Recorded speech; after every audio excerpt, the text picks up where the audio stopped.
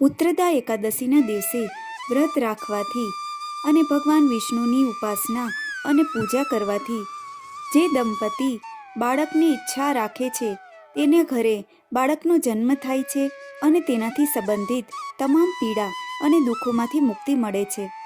આ દિવસે પૂજા પછી વ્રત કથાનું પાઠ કરવું પણ આવશ્યક માનવામાં આવે છે, નહીંતર પૂજા અધૂરી માનવામાં આવે છે. ચાલો જાણીએ વ્રત કથા. ભદ્રાવતી નગરીમાં સુકેતુમાન નામનો રાજા રાજ કરતો હતો. તેની પત્નીનું નામ શૈવ્ય હતું.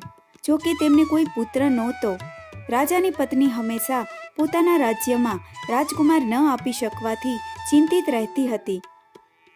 એ દરમિયાન રાજાના પૂર્વજો પણ રડતા હતા અને પિંડ ચડાવતા હતા, કારણ કે તેઓ ચિંતિત હતા કે આ સમય પછી તેને કોણ પિંડ ચડાવશે. રાજા હંમેશા નિરાશ રહેતો હતો. ભાઈઓ, અઢળક સંપત્તિ, હાથી ઘોડા, રાજ્ય અને મંત્રીઓ હોવા છતાં તે હજુ પણ સંતુષ્ટ ન હતો. રાજા હંમેશા વિચારતો, મારા મૃત્યુ પછી મારા અંતિમ સંસ્કાર કોણ કરશે? પુત્ર વિના હું મારા પૂર્વજો અને દેવતાઓનું ઋણ કેવી રીતે ચૂકવીશ? પુત્ર વિનાનું ઘર હંમેશા અંધકારથી ભરેલું રહે છે. તેથી પુત્ર પ્રાપ્તિ માટે પ્રયત્નો કરવા જોઈએ. ધન્ય છે તે વ્યક્તિ જેણે પુત્રનું મુખ જોયું છે. તેને આ લોકમાં ખ્યાતિ અને પરલોકમાં શાંતિ મળે છે. એટલે કે તેના બંને લોક સુધરી જાય છે.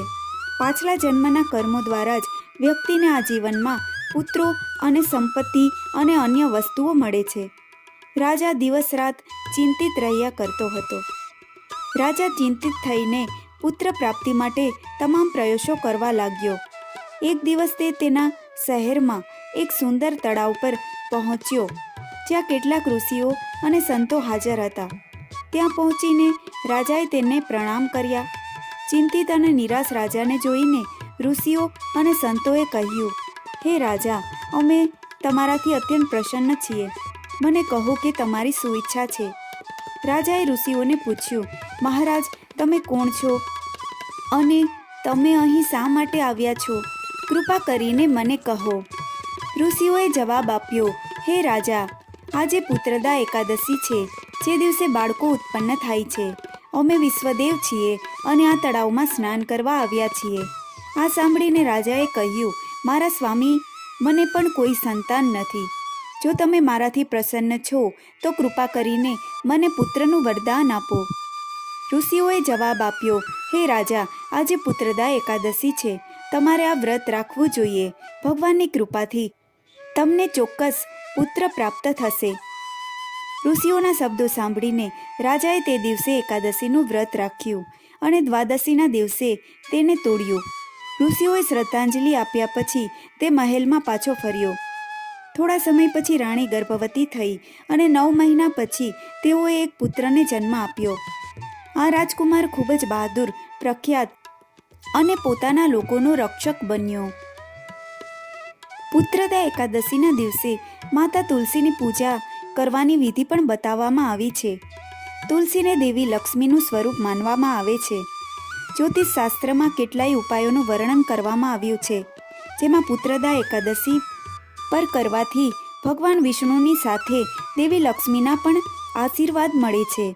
સાથે જીવનમાં સમૃદ્ધિ આવે છે. પૈસા આવવાના નવા રસ્તાઓ ખુલે છે. ચાલો આ ઉપાય વિશે જાણીએ. પોષ પુત્રદા એકાદશીના દિવસે માતા તુલસીની ચાલીસાનો પાઠ કરવો મંગલકારી રહે છે. સાથે જ તેમને 16 શૃંગાર પણ કરવો જોઈએ. આમ કરવાથી વિવાહિત જીવનમાં મીઠાશ રહે છે. જીવનસાથી સાથે સારો તાલમેલ રહે છે. સુખ અને સમૃદ્ધિ જળવાઈ રહે છે. પુત્રદા એકાદશીના દિવસે તુલસી માતાની પૂજા કરો અને પછી સાંજે તુલસી પાસે ઘીનો દીવો પ્રગટાવો. આમ કરવાથી જીવનમાં પૈસાની ખોટ રહેતી નથી અને હકારાત્મક ઉર્જા રહે છે. ઘર ધન ધાન્યથી ભરેલું રહે છે. તુલસીની ડાળી પર લાલ કલાવા બાંધવાથી બધી મુશ્કેલીઓ અને કષ્ટો દૂર થાય છે અને ઘરમાં સુખ અને શાંતિ આવે છે. સાથે સાથે સ્વાસ્થ્યની પણ પ્રાપ્તિ થાય છે.